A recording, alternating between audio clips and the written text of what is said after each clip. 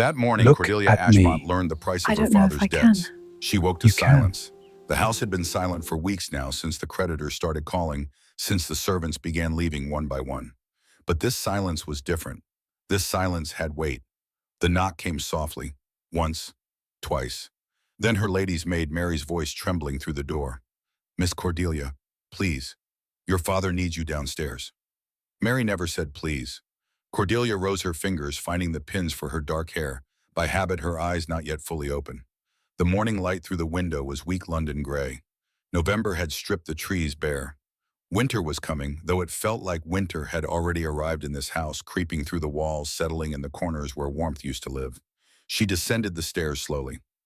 Each step creaked. The house itself seemed to be holding its breath. The drawing room door stood open. Inside, the curtains were still closed. Candles had burned down to nothing. Empty glasses sat on the table, catching what little light slipped through the heavy fabric. Lord Edmund Ashmont sat in his chair, hands clasped on his knees, staring at nothing.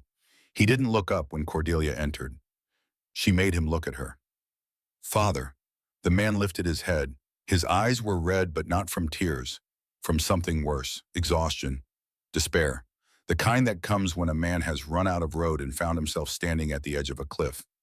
"Sit down," he said. "I'll stand." For a long moment, neither of them moved. Then Lord Edmund reached for the paper on the table.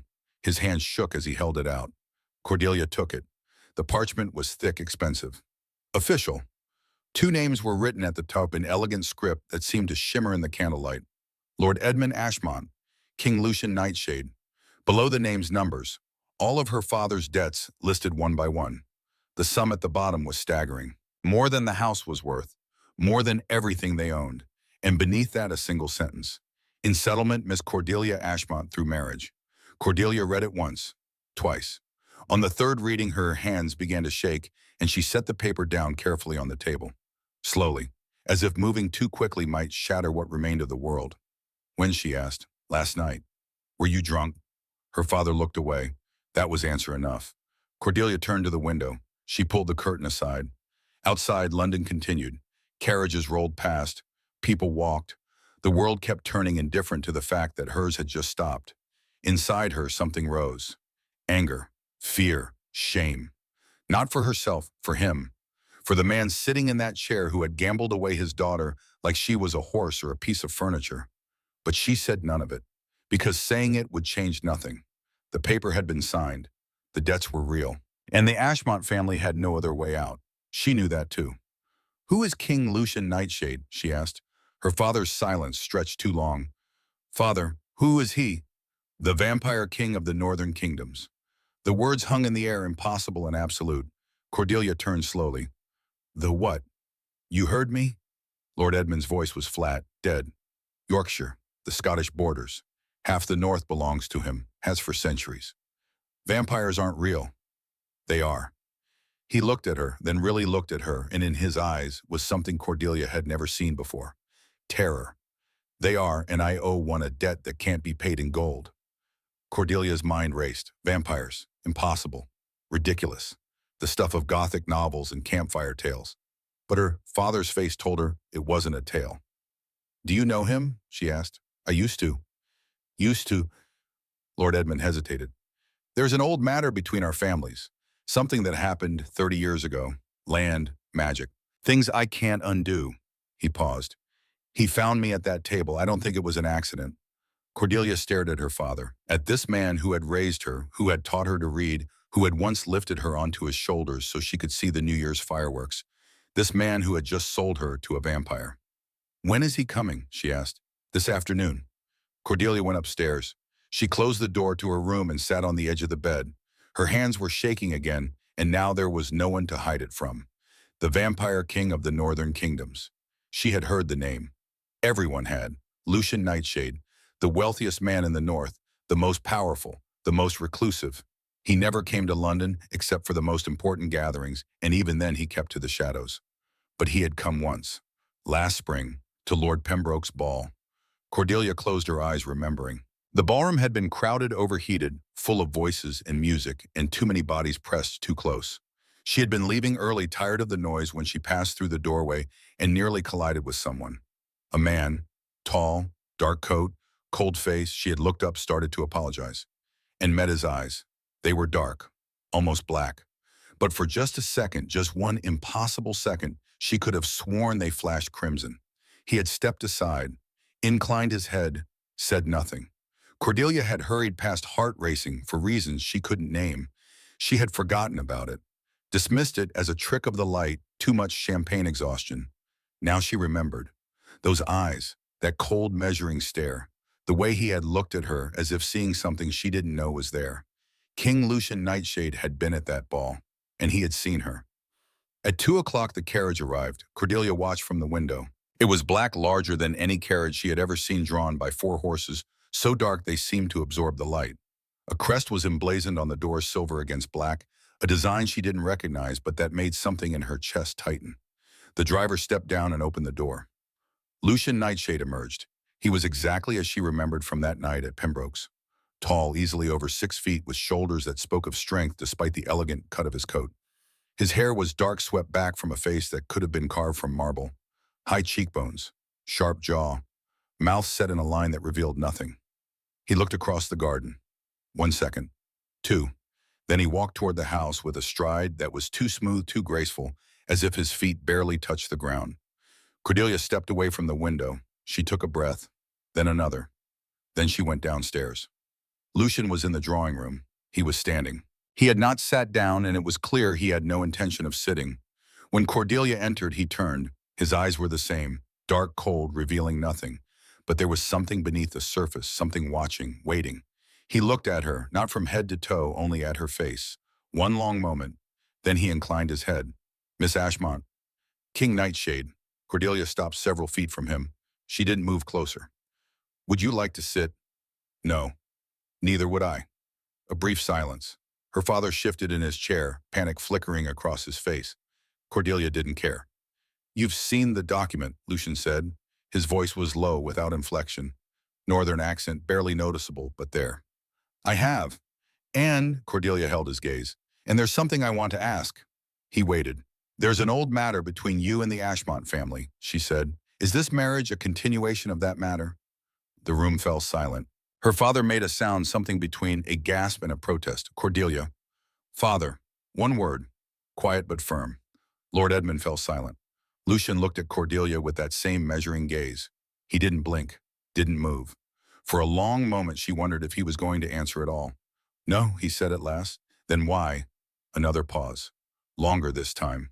"The answer to that question," Lucian said, "will come with time." Cordelia felt something stir inside her. Curiosity, anger, both. She couldn't tell which was stronger. "Fine," she said, "but I have conditions." Lucian raised one eyebrow, barely. "Do you?" "I will have my own space. How I spend my time will not be questioned. And when this marriage ends, that decision will be mine." The room was silent. Her father was holding his breath. Lucian looked at her with those dark, unreadable eyes. "Agreed," he said. One word. No negotiation, no counteroffer. Cordelia hadn't expected that. She didn't show it. "Then we have an understanding," she said. As Lucian turned to leave, he paused at the door, looked back. Cordelia was still standing in the same place, spine straight, hands at her sides. "At the gathering at Pembroke's," he said quietly. "Last spring I saw you." Cordelia froze. "I remember," she said simply. Lucian inclined his head and left. After the door closed, Cordelia didn't move for a long time. Her father was saying something, an apology maybe, or an explanation. She didn't hear it. "I saw you at Pembroke's." That night, that one brief moment in the doorway. It hadn't been chance. It had never been chance. They left for the Northern Kingdoms 3 days later. Cordelia took one trunk, 2 dresses, practical and warm, 3 books, a small silver brooch that had belonged to her mother, the only thing of value she owned that was truly hers. Everything else stayed behind. As she carried the trunk to the door, her father followed. "Cordelia." She turned. Lord Edmund looked smaller, not just physically. Something inside him had collapsed.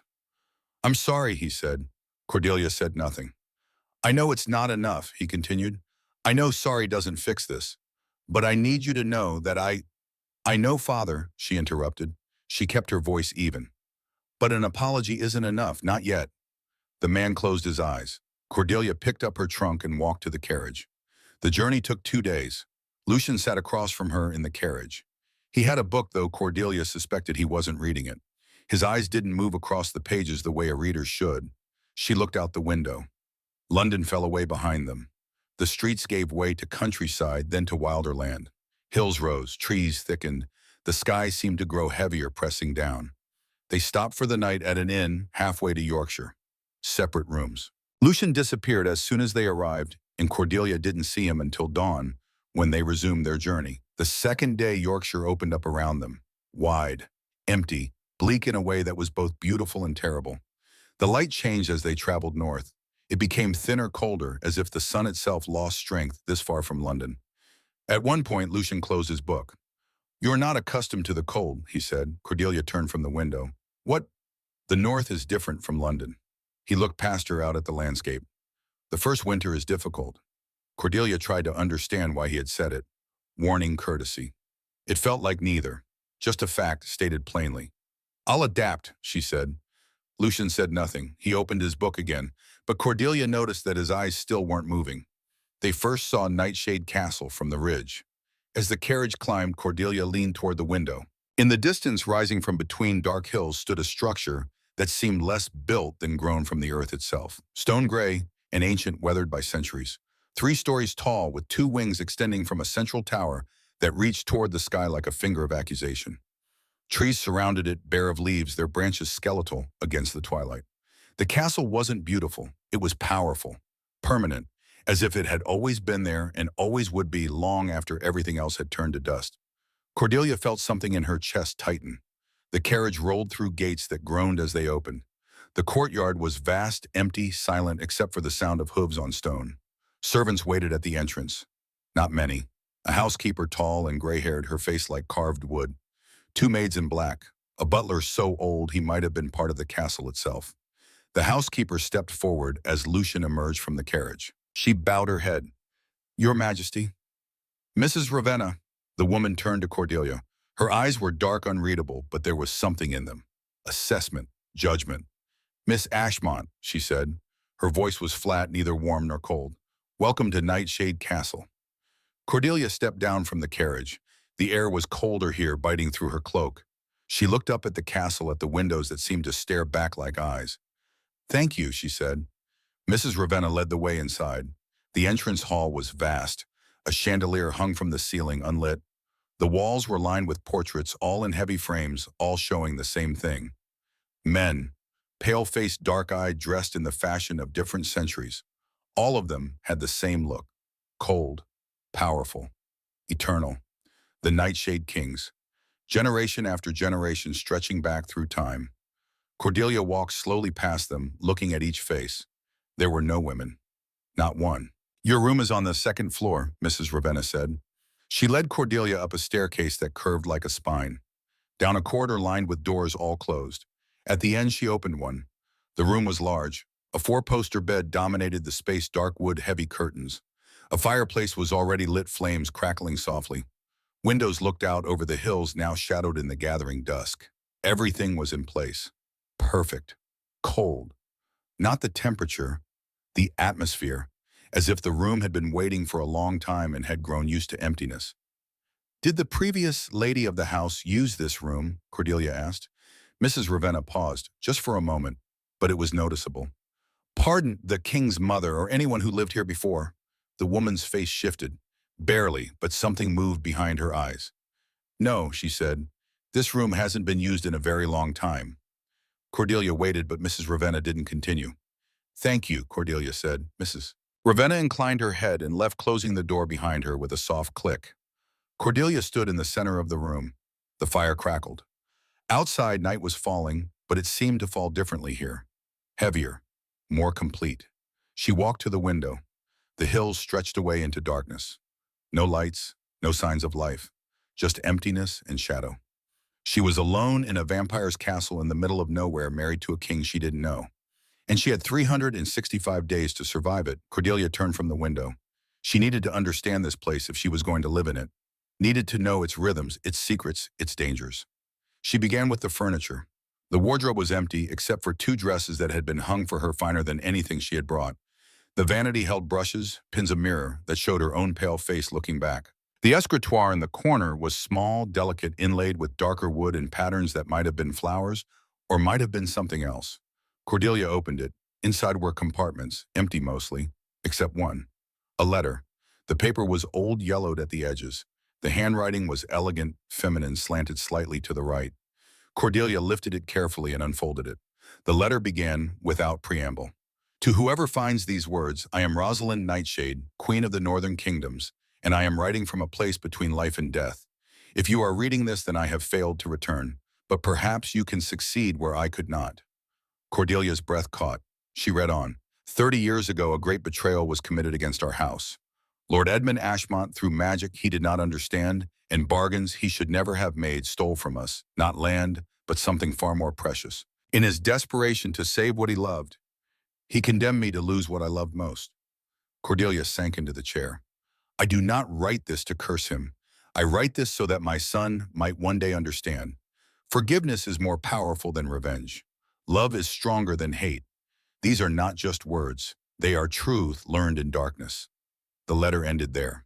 Cordelia sat in the silence, the paper trembling in her hands. Rosalind Nightshade, Lucian's mother, 30 years ago. Her father's name written in this dead queen's hand. Whatever Edmund Ashmont had done, it had cost this woman her life. Or something worse than life, if the words were to be believed. A place between life and death.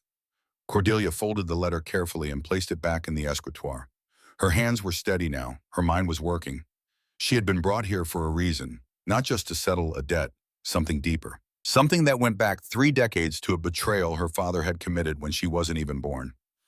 And Lucian knew, had known when he sat at that card table, had known when he looked at her in Pembroke's doorway. This wasn't chance. It was never chance. Dinner was announced by a soft knock at 7 o'clock. Isolde, the lady's maid assigned to Cordelia, helped her dress. The girl was young, nervous, with hands that shook slightly as she buttoned the back of Cordelia's gown.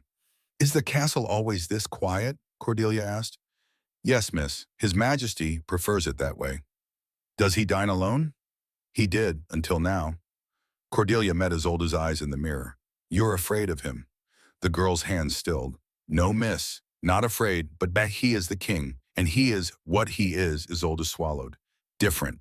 The dining room was on the ground floor down a corridor that seemed to stretch forever. Mrs. Ravenna led the way with a candle, though there was no need. Wall sconces provided light, but it was the wrong kind of light. Too steady, not flickering like normal flame. The dining room was vast. A table stretched down the center long enough to seat 30. Cordelia was directed to one end. Far at the other end, barely visible in the candlelight, sat Lucian. Between them, empty chairs. 12 of them, silent, waiting. Cordelia looked at the absurd distance. Is it like this every night? She asked. Lucian lifted his head. What? Sitting this far apart.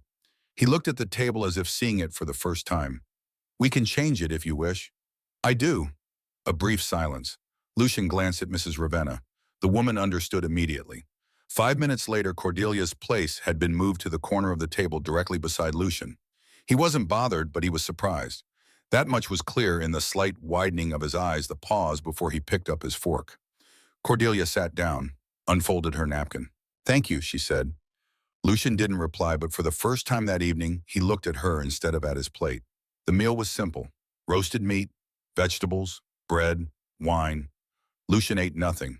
Cordelia noticed. How could she not? He moved food around his plate, lifted his fork, set it down, drank wine, but that was all. She ate slowly, watching him from the corner of her eye. His hands were steady, too steady. No tremor, no fumble, nothing human in the way he moved. And his skin in the candlelight was pale, not sickly, not natural either. Pale like marble, like something carved rather than born. You're not eating, Cordelia said. Lucian set down his fork. I'm not hungry. You haven't eaten anything since we arrived. No. And in the carriage, 2 days. No food, no water. No. Cordelia met his eyes, those dark, bottomless eyes that she was beginning to understand had never been human. What are you? She asked quietly. For a long moment, Lucian didn't answer. The fire crackled in the hearth. Outside, wind moaned against the windows. Then he stood, walked to the fireplace, stood with his back to her, staring into the flames. Your father told you, he said. He told me you call yourself the Vampire King of the Northern Kingdoms. I thought it was a title. Symbolic. It's not. Cordelia's heart was beating faster, but she kept her voice steady. Vampires aren't real. You're sitting in my castle in the middle of my realm, surrounded by my servants. Lucian turned to face her. And you still believe that? Cordelia looked at him. Really looked. The too pale skin, the too steady hands, the way he moved without sound. The fact that she had never once seen him eat or drink anything but wine. The complete stillness of his chest, no rise, no fall, no breath. The crimson flash in his eyes that night at Pembroke's. Prove it, she said. Lucian smiled. It wasn't a pleasant expression. It was the smile of a predator deciding whether to indulge prey or simply end the game. He crossed the room in 3 strides. Too fast, impossibly fast. One moment he was at the fireplace. The next he was beside her chair, so close she could feel the cold radiating from him. He leaned down. There was no breath against her skin. Nothing, only cold. Look at me, he said softly. Cordelia turned her head. His eyes were no longer dark. They were crimson, deep glowing red like embers in a dying fire. And his mouth had changed. His lips pulled back, slightly revealing teeth that were too white, too sharp. Canines that curved like a cat's made for tearing. Cordelia's breath stopped. Lucian straightened, stepped back. When she blinked, his eyes were dark again. His mouth was normal, as if she had imagined it. But she hadn't. Satisfied, he asked. Cordelia's hands gripped the arms of her chair. My father gave me to a monster. Yes. And you took me. Yes. Why one? Lucian walked back to the fireplace. For a long time he said nothing. The fire popped and hissed. 30 years ago, he said finally, your father made a choice. He used magic he didn't understand to save someone he loved. In doing so, he destroyed someone I loved. My mother, Queen Rosalind. Cordelia's chest tightened. The letter, the words, a place between life and death. He killed her twin daughter, worse. He trapped her soul in the shadow veil, a place between worlds, conscious, suffering, unable to do, unable to live. Lucian's voice was flat, but underneath it was an ocean of rage. For 30 years she has been there, because of him. And you brought me here to punish him. Yes. By making me your wife. Yes. Cordelia stood slowly. Her legs were shaking, but she forced them to support her. Then we understand each other, she said. I am a prisoner. This marriage is a cage, and you are my jailer. Lucian turned to look at her. Those dark eyes that could burn crimson in an instant. No, he said, no. You're not a prisoner. You can leave whenever you choose. The door isn't locked. The gates will open. I won't stop you. Cordelia stared at him. Then what am I? A chance. A chance for what? Lucian crossed the room again, but slowly this time. He stopped in front of her, close enough that she could see the inhuman stillness of his chest. No breathing, no heartbeat, nothing. To break the curse, he said quietly. To free my mother. To end 30 years of suffering. How? I don't know yet, but you're here. And that wasn't chance, Cordelia. I saw you at Pembroke's. One look and I knew. You're connected to this somehow. Your bloodline. Your presence, he paused. You're the key I've been searching for. Cordelia's mind raced. And if I'm not, if I can't help you, then you leave after a year, free, no debt, no obligation. And if I can so, then we both get what we need. I get my mother back. You get your father forgiven. Cordelia looked up at him, at this creature who was ancient and powerful and desperate. 1 year, she said, 1 year. And you'll tell me everything. No secrets, no lasers. Lucian hesitated, then nodded. Everything. Then we have an agreement, Your Majesty. Something flickered across Lucian's face. Not quite a smile, not quite relief, something in between. Call me Lucian, he said. We're married after all. Cordelia almost laughed. It came out as something darker, sadder. Then call me Cordelia, not Miss Ashmont. If I'm going to be your wife, even a false one, I should have a name. Lucian inclined his head. Cordelia. The way he said it, low and deliberate, made something shiver down her spine as I should retire, she said. Of course. As Cordelia reached the door, Lucian spoke again. Cordelia, she turned. Thank you, he said. For what? For not running. Cordelia met his eyes. Those impossible ancient eyes. The night is young, she said. I might still. But they both knew she wouldn't. She had found the first letter, had learned the first truth. And Cordelia Ashmont, daughter of a gambler and a betrayer, had never walked away from a mystery in her life. She wasn't about to start now. Cordelia woke to darkness, not the darkness of London, where street lamps bled orange through curtains and the city never truly slept. This was absolute, complete. The kind of darkness that had weight and texture that pressed against the windows like something alive. She lay still listening. The castle was silent. No creaking floorboards. No distant voices. No sound at all except her own breathing and the faint whisper of wind against stone. She rose and lit a candle. The flame struggled at first as if the darkness resisted it, then caught and held. 3 o'clock in the morning. She had slept only a few hours. Cordelia walked to the escritoire, opened it. The letter from Rosalind was still there waiting. She read it again by candlelight. The elegant handwriting, the measured words, the promise of more. To whoever finds these words. Not to my son, not to Lucian, to whoever. Which meant there were more letters, hidden, waiting to be found. Cordelia dressed quietly, took her candle, opened the door to the corridor. The hallway stretched in both directions, lined with closed doors and shadows. She turned left toward the center of the castle and began to walk. The first room she tried was locked. The second was empty furniture covered in dust cloths. The third was a sitting room untouched for years. The fourth was the library. She knew it the moment she opened the door. The smell of old paper and leather, the shape of shelves rising into darkness, the weight of accumulated knowledge. Cordelia stepped inside and lifted her candle. The library was vast, 2 stories tall with a gallery running around the upper level. Shelves covered every wall filled with books that looked ancient, their spines cracked and faded. A fireplace stood cold and empty. Windows looked out onto nothing but night. She walked slowly along the shelves reading titles. History, law, geography of the northern kingdoms. Everything about the Nightshade dynasty preserved and cataloged. But one shelf was different. The books here were smaller, older. Poetry, French literature, philosophy, personal volumes, their pages open many times, their bindings soft with use. Cordelia pulled one out. Inside the cover, written in that same elegant hand, Rosalind, Nightshade, 1815. She replaced it carefully, pulled out another. Rosalind, Nightshade, 1820, and another. Rosalind, Nightshade, 1825. A lifetime of reading preserved on a single shelf. Cordelia ran her fingers along the spines, stopped at a slim volume that seemed different from the others, darker, hidden behind the rest. She pulled it free. It wasn't a book. It was a journal. She opened it carefully. The pages were filled with writing, but not in English, French. Cordelia's mother had taught her French, insisted she learn it properly. She read the first entry, January 1817. Lucian is 50 years old today, though he looks no older than 30. He will never age beyond this, never grow old, never know the comfort of mortality. I watch him and my heart breaks for all the things he will never have. Cordelia's breath caught. She turned the page. March 1817. Edmund Ashmont came to court today. A young man, charming, ambitious. He seeks favor with my husband, seeks alliance with our house. I do not trust him. There is something in his eyes. Desperation. Cordelia closed the journal. Her hands were shaking.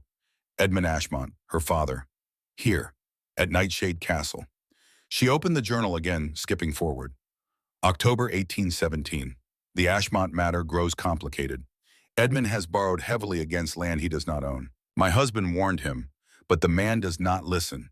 He is drowning and grasping at anything to stay afloat. Further, December 1817, disaster. Edmund has done something terrible. My husband will not speak of it, but I see the rage in his eyes. The Ashmont family is banished from our lands. We will never speak of them again. The journal ended there. No more entries. But there was something tucked between the pages. Another letter, sealed with wax that had long since cracked. Cordelia broke it carefully and unfolded the paper. The handwriting was Rosalind's, but different. Rushed. Desperate. Lucian, if you find this, know that I forgive him. Edmund Ashmont did what any father would do. He protected his child. The Dark Ones threatened her, the woman he loved, carrying his daughter. They would have taken her soul, taken the child's soul, unless he gave them something of equal value. He gave them mine. Cordelia's vision blurred. He did not understand what he was agreeing to. Did not know the ritual would trap me instead of killing me. By the time he realized, it was too late. The Shadow Veil had claimed me, and I was beyond his reach. The letter continued. Do not hate him for it, my son. He was a father trying to save his daughter, just as you would do anything to save those you love. Forgiveness is not weakness. It is the only strength that matters. Cordelia set the letter down. Her chest was tight. Her throat burned. Her father hadn't stolen from the Nightshade family out of greed or ambition. He had sacrificed a queen to save Cordelia's mother, to save Cordelia herself before she was even born. And Rosalind, trapped between life and death for 30 years, had forgiven him. "You're reading my mother's words." Cordelia spun around. Lucian stood in the doorway, a shadow among shadows. She hadn't heard him approach, hadn't heard the door open. He moved into the library, silent as smoke. "I'm sorry," Cordelia said. "I couldn't sleep. I found the library. And you found her collection." Lucian looked at the shelf at the books that had belonged to his mother. "She spent hours here, every night, reading, writing, thinking." He paused. "I've kept everything exactly as she left it." Cordelia held up the letter. "Did you know what she wrote about my father?" "No."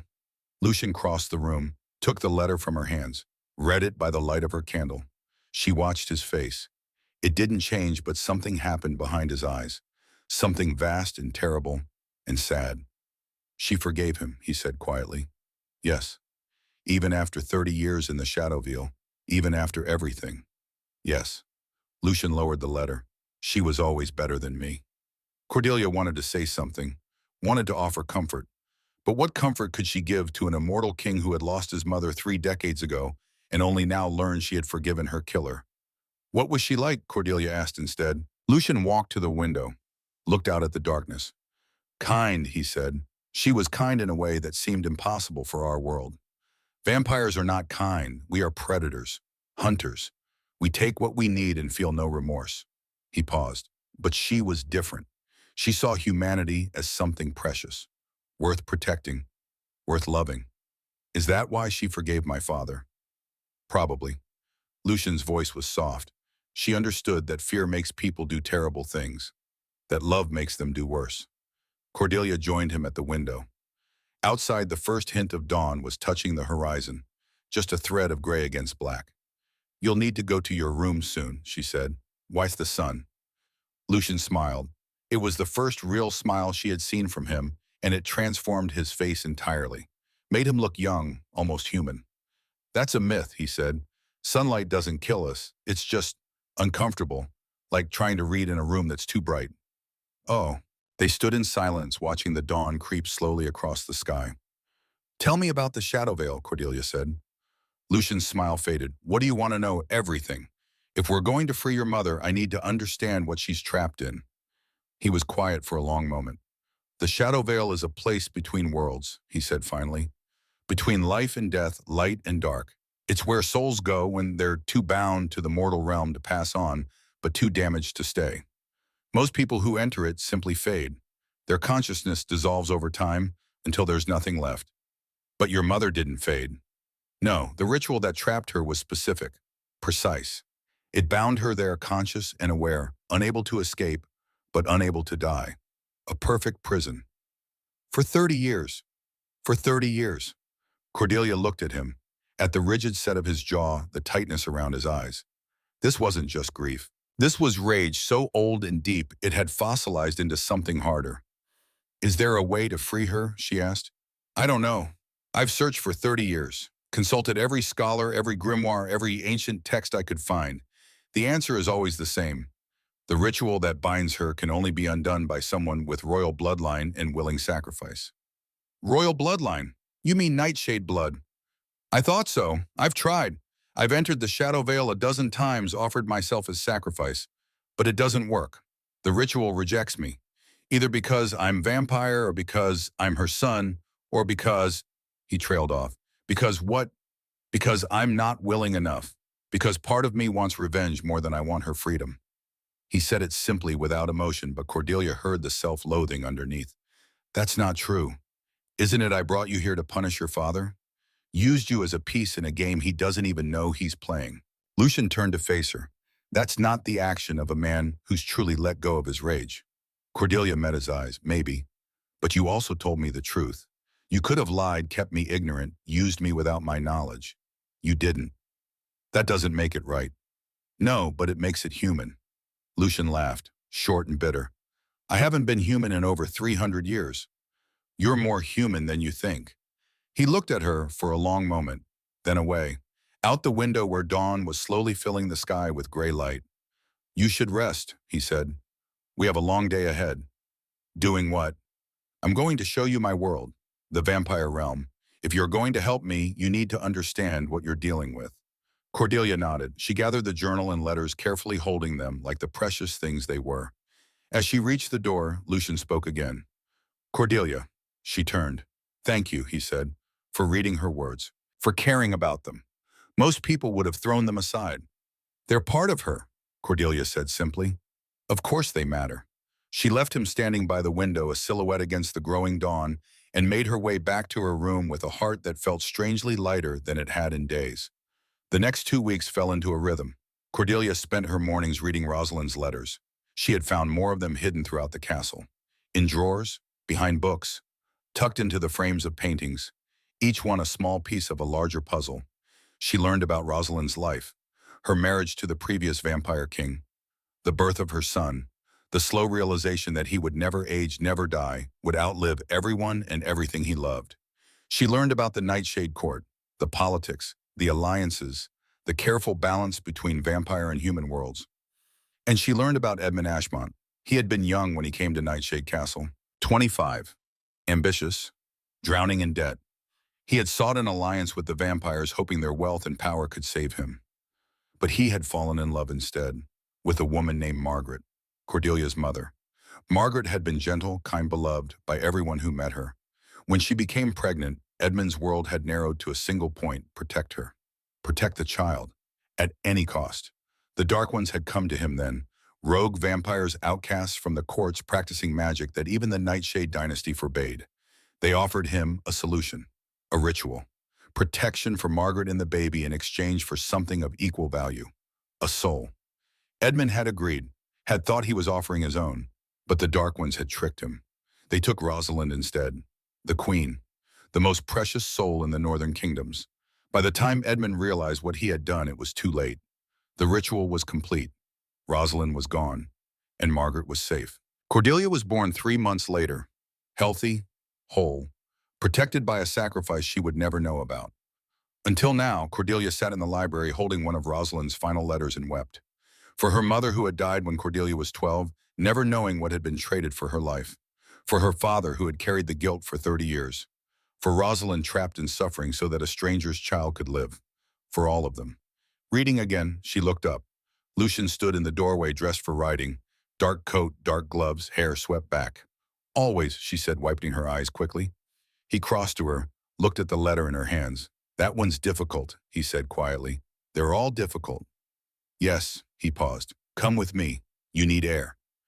They rode out across the moorland on horses from the Nightshade stables. Cordelia hadn't ridden in years, but the mare Lucian gave her was gentle, patient. The landscape stretched endlessly.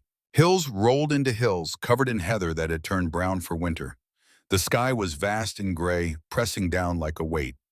Lucian rode beside her, saying little, but his presence was steady, grounding. They stopped at the top of a ridge. Below them, the castle stood dark against the moor smoke rising from a single chimney. "This is what I rule," Lucian said. "Everything you can see from here and beyond. Thousands of square miles, 7 vampire covens, tens of thousands of humans living under our protection." Protection from what? From the things that hunt in the dark.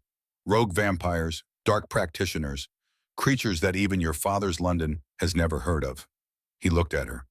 "We're not monsters, Cordelia, not all of us. Most of us simply want to exist, to find what peace we can in immortality." Cordelia looked out across the moor. "Do you ever regret it, the immortality?" "Every day." "Why kinda?" "Because I can never die, can never rest, can never escape the weight of watching everyone I care about turn to dust." He paused. "My mother understood that. She knew what my life would be. That's why she spent so much time writing. She wanted to leave something of herself behind, something that wouldn't fade." "She succeeded," Cordelia said softly. "Her words are alive. Every time I read them, she's alive." Lucian turned to look at her. Those dark eyes that could burn crimson, that could see through stone and shadow and lies. "You're remarkable," he said. "Do you know that?" Cordelia felt heat rise to her cheeks. "I'm ordinary." "No, you're not. You're sitting on a horse on a vampire king's land, reading a dead queen's letters, trying to solve a 3-decade-old curse. There's nothing ordinary about that. I haven't solved anything yet. But you will. I believe that. They rode back in silence, but it was a different silence than before. Warmer, fuller. When they reached the castle, Lucian helped her dismount. His hands were cold but gentle. Thank you, Cordelia said, for showing me your world. Thank you for seeing it, he replied. That evening, a letter arrived from London. Mrs. Ravenna brought it to Cordelia's room on a silver tray. For you, miss, from the capital. Cordelia recognized the handwriting immediately. Her father's. She opened it with trembling hands. The letter was short. Cordelia, I hope this finds you well. I hope you are being treated with kindness. I know I have no right to hope for anything, but I wanted you to know that I am sorry. Not just for the gambling, for all of it, for the choices I made 30 years ago that led to this moment. I was a coward then. I am a coward now, but I love you. That has never changed. Your father. Cordelia folded the letter carefully. Set it on her vanity. She didn't know what to feel. Anger, sadness, pity, love. All of it tangled together into something too complex to name. She thought of Rosalind's words. Forgiveness is not weakness. It is the only strength that matters. But forgiveness took time, and Cordelia wasn't ready. Not yet. 3 weeks after Cordelia arrived at Nightshade Castle, an invitation came. Lord Pemberton's Winter Ball. London. The last grand gathering before Christmas. Lucian held the cream-colored card, reading it with an expression Cordelia couldn't quite name. We should attend, he said. Should we? It's expected. We're married now. Society will want to see us together. He paused. And there's someone in London I need to consult. Dr. Ambrose Thorne. He's the oldest vampire I know. If anyone can help us understand the Shadow Veil ritual, it's him. Cordelia nodded. When do we leave? Tomorrow. They traveled to London by carriage. The journey took 2 days, stopping overnight at the same inn. Lucian had arranged rooms at his London residence, a townhouse in Mayfair, that was elegant and cold and felt nothing like the castle. Cordelia stood at the window of her room looking out at the familiar streets. London. Home. Except it didn't feel like home anymore. She had only been gone a month, but it felt like years. The ball was at Pemberton House, glittering, crowded, full of music and voices, and too many bodies pressed too close. Cordelia wore a gown of deep burgundy that Mrs. Ravenna had somehow acquired, Rosalind's jewels at her throat, a small ruby brooch at her shoulder. Lucian escorted her inside his hand at the small of her back. He wore black, severe, and elegant. Every eye in the room turned to them. The Vampire King and his bride. Whispers rippled through the crowd like water. Is it true? Married to an Ashmont. I heard her father gambled her away. How romantic. How scandalous. Cordelia kept her spine straight, her chin up. She had been born into this world of judgment and gossip. She knew how to navigate it. The evening passed in a blur of faces and false smiles. People Cordelia had known her whole life suddenly treating her like a curiosity, a specimen. Lady Pemberton approached, all forced warmth and barely concealed fascination. My dear Cordelia, you look positively radiant. Marriage agrees with you. Thank you, Lady Pemberton. And King Nightshade, we're so honored to have you. You grace us with your presence so rarely. Lucian inclined his head. I prefer the north. But for my wife, I make exceptions. The word wife sent another ripple through the nearby guests. As the night wore on, Cordelia excused herself. Too much noise, too many eyes. She needed air. She found a balcony, stepped outside into the cold December night. London stretched below her. Lights, movement, life continuing indifferent to her small drama. She heard footsteps behind her, but it wasn't Lucian. It was her father. Edmund Ashmont stood in the doorway, thinner than she remembered. Older. His face was haggard, his eyes red-rimmed. Cordelia, she turned away, looked out at the city. I don't want to talk to you, she said. I know, He stopped. I just needed to see that you were all right. I'm fine. Are you truly? Cordelia gripped the balcony railing. What do you want me to say, Father? That I forgive you, that I understand. I don't want anything. I just want you to know the truth. I know the truth. I've read Rosalind's letters. All of them. I know what you did. I know why you did it. Edmund's breath caught. She wrote about it. Yes, she wrote that she forgave you, that you were trying to save Mother, save me. Tears spilled down Edmund's face. He made no move to wipe them away. She was the kindest person I ever met, he whispered. And I destroyed her. I didn't mean to. I didn't understand what the ritual would do. They told me it would be quick, that she wouldn't suffer. But they lied. I know, and I've carried it every day since. Every single day for 30 years. The weight of knowing that a good woman is suffering because I was too afraid to lose the people I loved. Cordelia turned to face him. Mother never knew. Never. I couldn't tell her. How could I? I saved your life by condemning a queen to eternal torment. What wife could live with that knowledge? So you carried it alone. I deserve to carry it alone. Cordelia looked at her father, at this broken man who had made a terrible choice out of love and spent 3 decades drowning in guilt. Rosalind forgave you, she said, but I'm not Rosalind. I can't just absolve you because you meant well. You still did it. You still destroyed a family to save your own. I know. But, Cordelia's voice softened, I'm trying to understand, trying to see you the way she saw you, as a father protecting his child. Edmund's face crumpled. Cordelia, I'm not ready to forgive you yet, she said firmly, but I'm not going to hate you either, because hate takes energy I don't have, and it won't help anyone. Not Rosalind, not Lucian, not us. Edmund nodded, wiped his eyes with shaking hands. Thank you, he whispered. That's more than I deserve. Footsteps sounded behind them. Lucian emerged onto the balcony, saw Edmund, and stopped. The two men stared at each other. 3 decades of rage and grief and guilt hanging between them like a blade. Your Majesty, Edmund said quietly. Ashmont. Edmund's voice broke. I'm sorry, I'm so sorry, for what I did, for what it cost you. I would undo it if I could. I would trade places with her. I would... Stop. Lucian's voice was flat, cold. Your apologies mean nothing. Your regrets change nothing. My mother has suffered for 30 years because of you. I know. You don't know. You can't possibly know. You're mortal. You'll die in a few decades and your suffering will end. She has no end, just eternal consciousness in a void. Do you understand that? Can your human mind even comprehend what that means? Edmund bowed his head. No, I can't. Lucian took a step forward, then another. He stood inches from Edmund, towering over the older man. Cordelia tensed, ready to intervene but she forgave you, Lucian said softly. I read her words. She forgave you. He paused. I don't know if I can, but she could, and she was always better than me. Edmund looked up, tears streaming down his face. I'll spend the rest of my life trying to help you free her. Whatever it takes, whatever you need.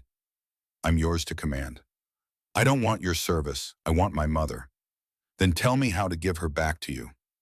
Lucian stepped back. I don't know, but we're working on it. He looked at Cordelia. She nodded slightly. We should go inside, she said. It's cold. The 3 of them returned to the ballroom. Separately, carefully, pretending the balcony conversation had never happened.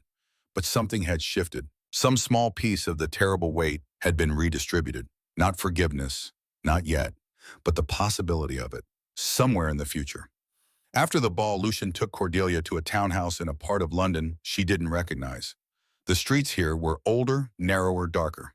He knocked on a door marked only with a brass plate bearing an owl. An ancient man answered, so old his skin seemed translucent, his eyes milky white. But when he looked at Lucian, those eyes glowed faintly crimson. Your Majesty, it's been decades. Dr. Thorne, may we come in? Of course, Jisham. The inside of the townhouse was filled with books, thousands of them, covering every surface, stacked floor to ceiling, creating narrow pathways through accumulated knowledge. Dr. Ambrose Thorne led them to a study where a fire burned. He sat in a high-backed chair and looked at them with those strange glowing eyes. You've come about the Shadow Veil, he said. It wasn't a question. Yes. I need to understand the ritual. Need to know if there's a way to break it. You've been searching for 30 years. Why do you think I can help you now? Lucian gestured to Cordelia. Because I didn't have her before. Dr. Thorne turned his attention to Cordelia. He studied her for a long moment. Then his eyes widened slightly. Remarkable, he breathed. Child, come closer. Cordelia approached. The old vampire reached out with one gnarled hand and touched her wrist. The moment his skin made contact, his eyes flared bright crimson. You have it, he whispered. The bloodline. What bloodline? Cordelia asked. Vampire blood, dormant, very old, from your maternal line, I'd wager. 3, perhaps 4 generations back. He looked at Lucian. This is what you felt. The connection. She's part of our world already. Cordelia's head spun. I'm part vampire. Not exactly, the blood is thin, diluted, but it's there, sleeping. Dr. Thorne released her wrist. And that changes everything. How? Lucian demanded. The Shadow Veil ritual requires willing sacrifice from someone with royal bloodline. You assumed that meant Nightshade blood. But royal isn't about dynasty. It's about power, about the strength of the vampire essence in the blood. I don't understand, Cordelia said. Your ancestor, Dr. Thorne explained, was likely vampire nobility. When they had a child with the human, the blood was passed down. It's been dormant for generations, but it's still there. Still powerful. Still royal. So she can free my mother. Lucian's voice was tight with desperate hope. Possibly, if she's willing, if the sacrifice is genuine. Dr. Thorne looked at Cordelia gravely. But child, you must understand what you would be giving up. The ritual doesn't just require willingness. It requires life force. If you enter the Shadow Veil to free Queen Rosalind, you may not return. The room fell silent. Cordelia felt Lucian's eyes on her, felt the weight of what Dr. Thorne had just said. She could free Rosalind, could end 30 years of suffering, but it might cost her life. Is there no other way? Lucian asked quietly. I've studied the Shadow Veil for centuries, Dr. Thorne said. This is the only way I've ever found. Someone with royal vampire blood entering, willingly offering themselves as anchor for the trapped soul. If the veil accepts the trade, the original soul goes free. And if it doesn't accept, then both souls remain trapped, forever. Cordelia swallowed hard. When would this ritual need to happen? Winter solstice. In 2 weeks, that's when the veil is thinnest, when passage is possible. 2 weeks, they left Dr. Thorne's townhouse in silence, rode back to Lucian's residence without speaking. Only when they were inside in the quiet of the drawing room did Lucian finally turn to her. No, he said. No what?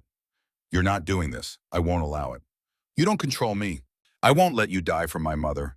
I won't trade your life for hers. Cordelia met his eyes. That's not your decision. Cordelia, she's suffering, Lucian, has been for 30 years, and I can end it. At the cost of your own life. Maybe, or maybe I'll survive, we don't know. The risk is too great. For who? For you, Cordelia stepped closer to him. Or for me, Lucian looked at her, really looked at her, and for the first time his carefully controlled expression cracked. I can't lose you, he said quietly. The words hung between them. You barely know me, Cordelia whispered. I know enough. His hand reached up almost of its own accord and touched her face, cold fingers against warm skin. I know that you read my mother's letters and wept for her. I know that you're trying to forgive your father even though it hurts. I know that you see me, really see me, and you're not afraid. I am afraid. But you're here anyway. That's the bravest thing I've ever seen. Cordelia's eyes burned. She's your mother. And you're my wife. False marriage or not, you're under my protection. I won't let you sacrifice yourself. Then we're at an impasse. They stood in the drawing room, inches apart, locked in a battle of wills that neither could win. Finally, Lucian stepped back. We have 2 weeks, he said. We'll find another way. And if we don't, then we'll talk about it again. His voice was firm, final, but for now the answer is no. Cordelia wanted to argue, wanted to insist that it was her choice, her life, her decision. But she saw the fear in his eyes, the desperate, terrible fear of someone who had already lost everything once and couldn't bear to lose again. So she nodded. 2 weeks, she agreed, but both of them knew. 2 weeks would pass, and the solstice would come, and Cordelia would have to choose. Sacrifice herself to free a woman she'd never met, or let Rosalind suffer for the rest of eternity. There was no good answer. There never had been. Only the choice, and its consequences, and time running out like sand through an hourglass, grain by grain by grain. The days after London passed in strange suspension. Cordelia and Lucian returned to Nightshade Castle, traveling 2 days by carriage, to the gray stones and eternal twilight, to the silence that pressed against the windows like something alive. But the silence had changed. It was no longer empty. It was full of unspoken words of decisions looming, of time running out. 2 weeks until the winter solstice. 2 weeks until Cordelia would have to choose. She spent the time reading every letter Rosalind had written, every journal entry, every scrap of paper that held the dead queen's thoughts. She memorized the handwriting, the rhythm of the words, the particular way Rosalind formed her letters, elegant and careful. She was getting to know a woman she would never meet. Or would she, the Shadow Veil? That place between life and death where Rosalind had been trapped for 30 years. Conscious, aware, suffering. Cordelia tried to imagine it and couldn't. Her mind couldn't grasp the horror of eternal imprisonment of consciousness without end of being unable to die but unable to truly live. But she would know soon enough if she chose to enter. When she chose to enter. Because despite Lucian's protest, despite his fear, Cordelia had already made her decision. She had made it the moment Dr. Thorne explained what was possible. The moment she understood that she could end another person's suffering. How could she choose anything else on the 10th day after their return? Something changed. Cordelia woke before dawn. The room was dark, but she could see everything. Every detail. The grain of the wood in the bedpost, the individual threads in the curtains. The dust motes suspended in air that shouldn't have been visible at all. She sat up slowly. Her body felt different, lighter, stronger. She walked to the mirror. Her reflection looked back, but it had changed. Her skin was paler, not sickly, luminous, like moonlight on water. Her eyes were darker, the pupils dilated almost completely, and when she smiled, testing her, canines were sharper. Not fangs, not yet, but not entirely human either. The dormant vampire blood was waking. She dressed quickly and went to find Lucian. She knew where he would be, the same place he always was at this hour. The tower room that overlooked the moors watching the sunrise, he claimed didn't hurt him, but that she suspected he found painful anyway. He was standing at the window when she entered, didn't turn, but she knew he sensed her, could probably hear her heartbeat from across the room. "It started," she said. "I know." "How long have you known?" "3 days."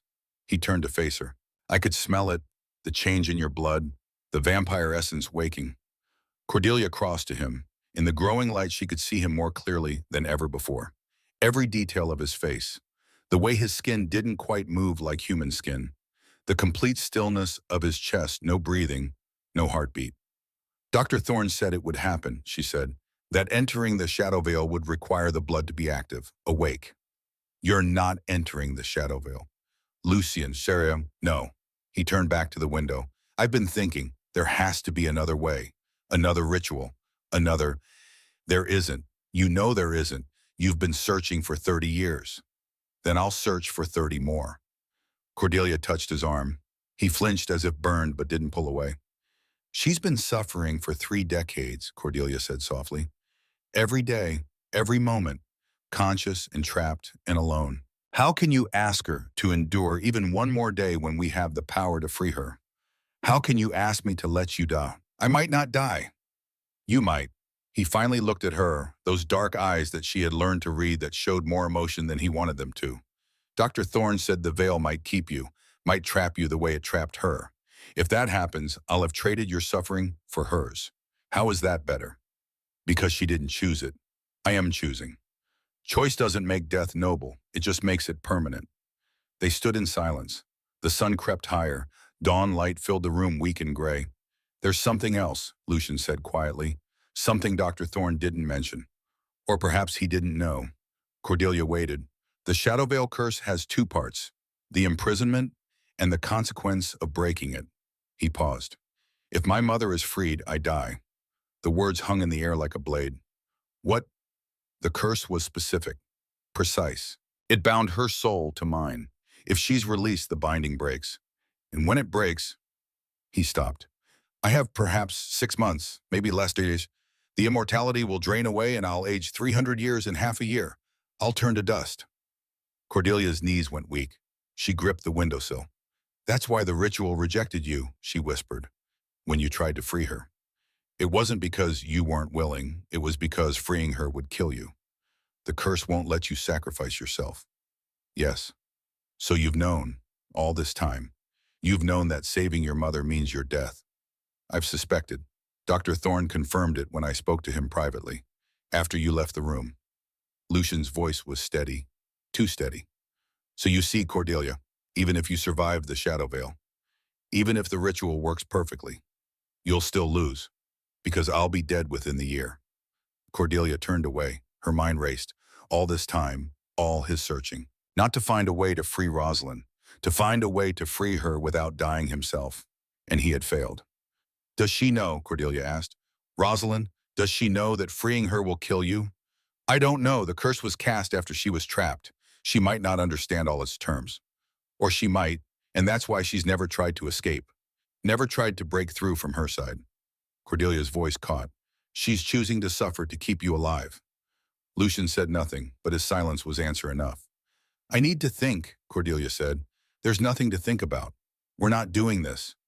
You don't control me, Lucian. I'm not trying to control you. I'm trying to save you. Cordelia looked at him.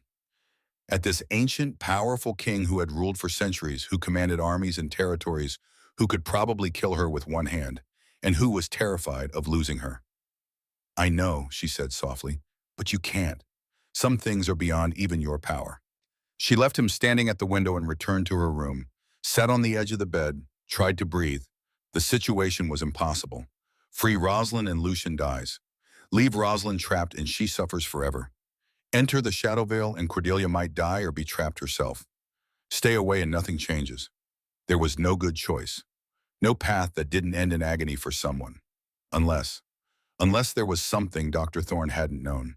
Something in Rosalind's letters. Some piece of the puzzle they had missed. Cordelia stood and went to the escritoire. Pulled out every letter, every journal entry, every scrap of writing Rosalind had left behind.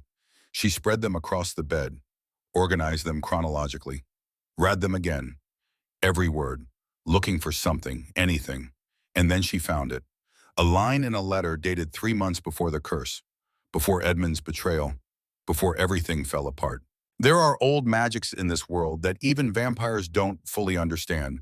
Binding spells, soul anchors.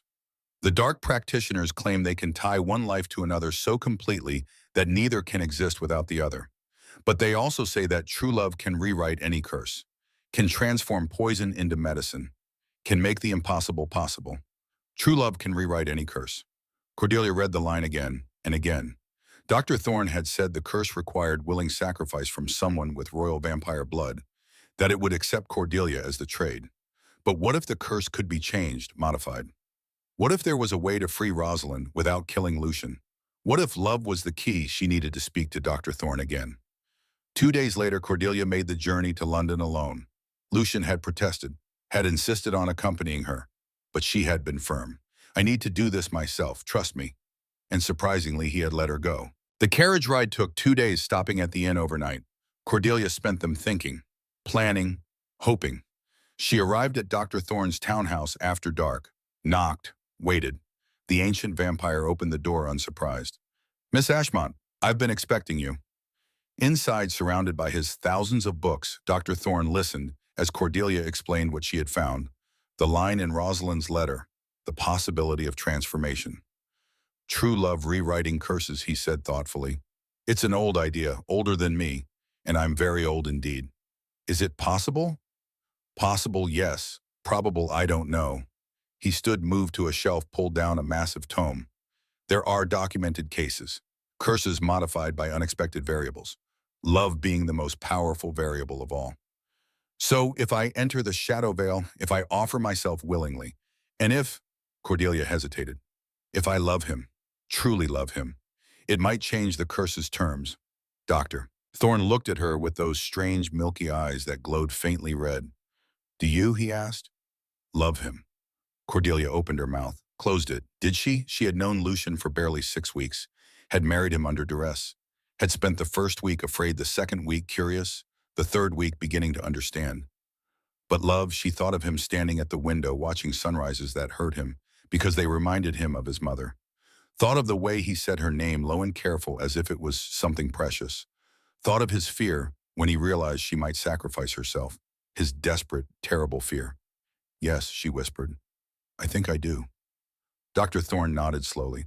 Then there's a chance, a small one, but a chance. What do I need to do? Enter the Shadow Vale at the exact moment of the solstice, midnight, when the barrier between worlds is thinnest. Find Queen Rosalind. Offer yourself as anchor, not as replacement, but as connection. As bridge between the Shadow Vale and the living world. And then you bring her back, both of you, together. He paused. But child, you must understand. The curse may still demand payment. It may still take King Lucian's immortality. The difference is that love might make it gradual instead of immediate. Give him years instead of months. A human lifetime instead of dust. So he would become mortal. Yes, age normally, die normally, in perhaps 50 or 60 years instead of 6 months. Cordelia's chest tightened. 50 years. A lifetime. A real lifetime, not immortality's endless mockery. That's enough, she said. That's more than enough. Dr. Thorne gave her detailed instructions, the ritual components, the timing, the words she would need to speak. When she left his townhouse, dawn was breaking. She returned to the carriage and began the long journey back to Nightshade Castle. She had 4 days until the solstice. 4 days to prepare, to hope, to pray that love was enough. When she arrived at the castle, Lucian was waiting in the courtyard. He must have sensed her approach, must have been standing there for hours. He helped her from the carriage without speaking. His eyes searched her face. "I'm doing it," she said. "On the solstice. I'm entering the Shadow Vale." His jaw tightened. "Cordelia, I spoke to Dr. Thorne. There's a way, a possibility." She took his hand. It was cold, but it was real. "Trust me. Please."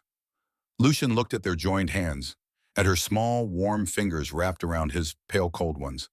"I trust you," he said quietly. "I just don't trust the curse." "Then trust love instead." He met her eyes. "Love?" Cordelia smiled, small, sad, real. "I'll explain later, but right now I need you to take me to your mother, to the place where the Shadow Veil is thinnest, where we can perform the ritual. It's in the East Wing, the forbidden section." "I know, show me." He led her through the castle, through corridors she hadn't explored, down staircases that spiraled into darkness, past rooms that had been locked for decades. Finally, they reached a door, heavy, iron, sealed with symbols Cordelia didn't recognize. Lucian touched the symbols. They glowed briefly, then faded. The door swung open. Beyond was a chamber, circular, empty except for a ritual circle carved into the stone floor. The air was different here, thinner, colder, as if the walls themselves were holding their breath. "This is where it happened," Lucian said. 30 years ago, your father was here. The dark practitioners, my mother." He paused. "This is where I lost her." Cordelia walked to the center of the circle, looked up. The ceiling was gone. Or not gone, open to the sky. But the sky here was wrong, too dark, full of stars that didn't move. The Shadow Veil pressed close here. She could feel it, a thickness in the air, a weight. "On the solstice," she said at midnight, "I'll stand here, and I'll call to her. And if she doesn't answer, she will. A mother always hears her child calling." The next 3 days passed too quickly. Cordelia prepared. Read and reread Dr. Thorne's instructions. Memorized the words, the gestures, the exact sequence of the ritual. Mrs. Ravenna helped without being asked. Brought herbs, candles, silver bowls, everything the ritual required. "You're brave," the housekeeper said one evening, her stern face softening just slightly. "Foolish, perhaps, but brave." "Did you know her?" Cordelia asked. "Queen Rosalind. I served her for 40 years. She was—" Mrs. Ravenna's voice caught. "She was everything a queen should be. Kind humans. She saw people, really saw them, even an old housekeeper like me. She loved her son very much, more than her own life, which is why she's still in that horrible place. She would rather suffer forever than risk harm coming to him." Cordelia thought of the curse, of what freeing Rosalind would cost. "What if I told you that saving her might kill him?" she asked quietly. Mrs. Ravenna was silent for a long moment. "Then I would say that some choices have no good answers," she said finally. "And all we can do is choose with love and hope for grace." Choose with love and hope for grace. Cordelia held those words close. On the night before the solstice, Edmund arrived. Cordelia was in the library when Mrs. Ravenna announced him. She looked up startled. "My father is here." "Yes, miss. He says he came to help, that he has something you need." Cordelia went down to the drawing room. Edmund stood by the fire looking older and smaller than ever, but his eyes were clear, determined. "Cordelia." "Father, why are you here?" "Because tomorrow is the solstice and I know what you're planning to do." He reached into his coat, pulled out a small glass vial. "This is blood, my blood. Dr. Thorne sent word that you might need it, part of the original curse, part of what bound Rosalind to the Shadow Veil." Cordelia took the vial. It was warm. The blood inside was dark red, almost black. "The blood of the betrayer," she said softly. "Yes, I don't know if it will help, but if there's even a chance," Edmund's voice broke. "Let me do this. Let me help fix what I broke." Cordelia looked at her father, at this man who had made terrible choices and carried terrible guilt. This doesn't absolve you, she said. I know. But it's a start. Edmund's eyes filled with tears. Thank you. Lucian appeared in the doorway. He and Edmund stared at each other. Ashmont, Lucian said quietly. Your Majesty, I came to... I know why you came. Lucian crossed the room, stood before Edmund. If this works, if Cordelia succeeds, if my mother is freed... He paused.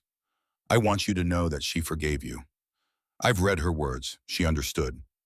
And you, Edmund whispered. Do you forgive me?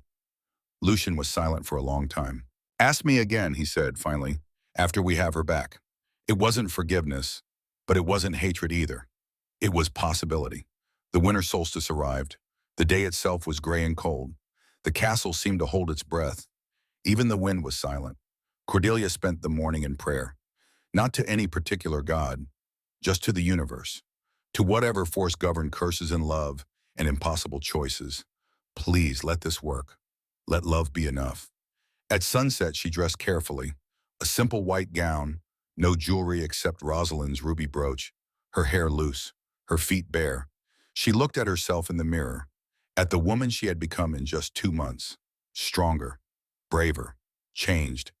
The vampire blood was fully awake now. She could feel it humming under her skin, could feel the power it gave her, the connection to the shadow veil. At 11 o'clock, Lucian came to her room. He looked at her for a long moment, then crossed the room and took her face in his hands. Don't do this, he said one last time. I have to. You don't. You can walk away. Leave tonight. I'll give you money, protection, anything you need. Just don't go into that place. And leave your mother to suffer forever. Yes, if it means you live. Cordelia covered his hands with hers. I'm not just doing this for her.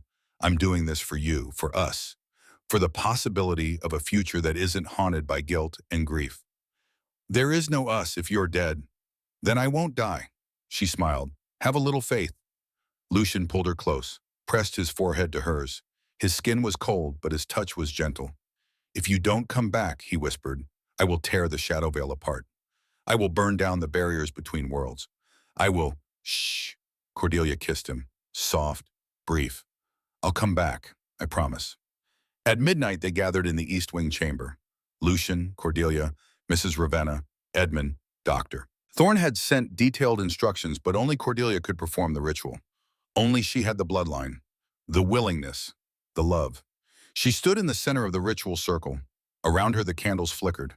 The herbs burned, sending up sweet-smelling smoke. Above, the sky was black. The stars were frozen. The shadow veil pressed close. Cordelia took the vial of Edmund's blood, poured it into the silver bowl, spoke the first words of the ritual. By blood of the betrayer, I call to the threshold. The air shimmered.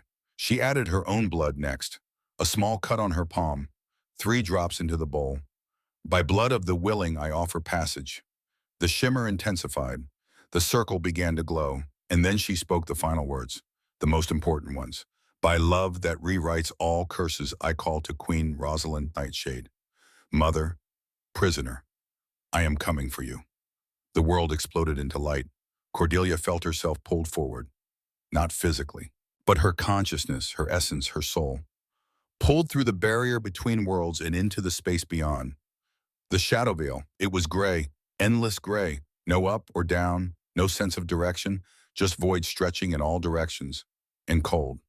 So cold that Cordelia's very thoughts felt frozen. She pushed forward, or what she thought was forward, called out, Rosalind, Rosalind Nightshade. Her voice echoed, faded, return changed. She kept walking, kept calling. Minutes passed, or hours. Time had no meaning here. And then she saw her, a figure in the distance, pale, translucent, almost not there at all. Cordelia ran, or tried to. Movement was difficult here, like wading through water, but she reached her. Rosalind Nightshade stood in the gray void wearing a gown from 30 years ago, her hair loose, her eyes hollow. But when she saw Cordelia, those eyes focused, sharpened. Who are you? Rosalind's voice was faint, barely audible. I'm Cordelia Ashmont, Edmund's daughter. I'm married to your son. Lucian. The name came out as a sob. He's alive. Waiting, he sent me to bring you home. Rosalind's face crumpled. You can't. The curse. If I leave, he dies. I know everything. Cordelia took Rosalind's hands. They were so cold they burned. But there's another way. Dr. Thorne told me. If I anchor you, if I serve as bridge, if love is strong enough to rewrite the curse. Child, no, you don't understand what you're offering. The shadow veil doesn't let go easily. It will try to keep you, try to trap us both. Then we fight it, together. Cordelia gripped Rosalind's hands tighter. Your son has been searching for you for 30 years. He has been alone, grieving, carrying guilt that isn't his to carry. And her voice caught. I love him. I didn't expect to, didn't mean to, but I do. And I will not leave you here when I have the power to bring you home. Rosalind stared at her, at this young woman who had walked into the shadow veil for a stranger. For love. You're remarkable, she whispered. I'm desperate. There's a difference. Cordelia smiled. Now come, we're leaving. She spoke the words Dr. Thorne had given her. The counter-ritual, the unbinding. By blood of the willing, I claim this soul. By love that transcends death, I anchor her to life. By choice freely made, I demand release. The shadow veil screamed. It was the only word for it. A sound that wasn't sound, a fury that shook the gray void. The curse didn't want to let go. Cordelia felt it pulling at her, trying to separate her from Rosalind, trying to trap them both. But she held on, gripped Rosalind's hands with all her strength. I love him, she shouted into the void. I choose him. I choose this, and you cannot have us. Light exploded, white, burning, absolute. And then Cordelia opened her eyes. She was on the floor of the East Wing chamber. The ritual circle was dark, the candles extinguished. Lucian was beside her, his hands on her face, his eyes wild with fear. Cordelia, Cordelia, breathe. Please breathe. She gasped. Air flooded her lungs. I'm here, she managed. I'm back. Thank God. Lucian pulled her close, held her so tightly she could barely breathe. Don't ever do that again. Don't ever, Lucian. He froze. The voice came from across the room. Cordelia turned. Rosalind Nightshade stood beside the ritual circle, solid and real and alive. She looked exactly like her portraits. Beautiful. Regal. But older now, her face lined with 30 years of suffering. And she was crying. Lucian released Cordelia, stood slowly, stared at his mother as if she might vanish. Mother, my son. He crossed the room in 3 strides, fell to his knees before her, wrapped his arms around her waist and buried his face against her. And the Vampire King, ancient and powerful and cold, wept like a child. Rosalind held him, stroked his hair, murmured words too soft for anyone else to hear. Cordelia watched tears streaming down her own face. Mrs. Ravenna was sobbing openly. Even Edmund had turned away, overcome. The reunion lasted minutes, or hours. No one moved to interrupt. Finally, Rosalind looked up. Her eyes found Edmund. The man flinched, started to speak.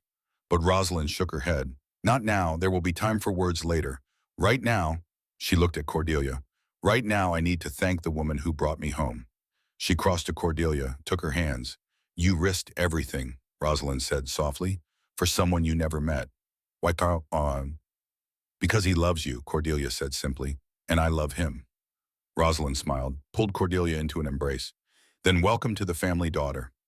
The word daughter made something break open in Cordelia's chest. She clung to Rosalind and wept. They had done it. Against all odds, against the curse, against the shadow veil itself. They had won. But as the night wore on, as the celebrations began, Cordelia noticed something. Lucian was changing. His skin, normally marble pale, had taken on a warmer tone. His movements, normally impossibly graceful, were becoming more human, heavier. At dawn, she found him alone in the tower room. It's happening, she said. Yes. The curse, it's taking your immortality. Yes, he held up his hand. In the growing light, she could see the faintest lines around his knuckles. The beginning of age. Dr. Thorne was right. I have perhaps 50 years, maybe 60 if I'm lucky.